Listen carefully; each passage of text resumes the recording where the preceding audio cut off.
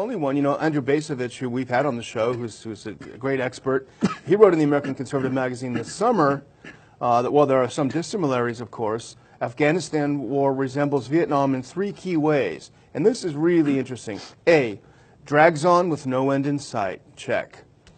No evidence exists to suggest that more persistence will produce a positive outcome. Check.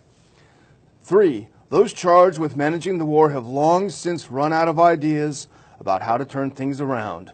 Check. Yeah, Checkmate. Well, I have 3 points too that I'd like to make that we should be talking about. How do we go to war?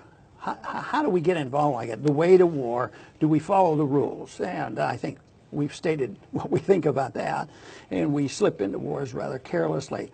Who pays for the war, and how is it paid for? You know, is it paid through debt? Is it paid through raising the income tax? Is it an honest payment for the war? Or could it be paid for through debt and monetizing debt and the Federal Reserve inflation, which causes so many distortions in the economy? And the third, who profits? Who profits from the war? So I think those 3 things, we ask those questions all the time and we emphasize this, but I think it could apply right here as a consequence of not asking those questions. How do we go to war, and who pays for it, and who makes the profits?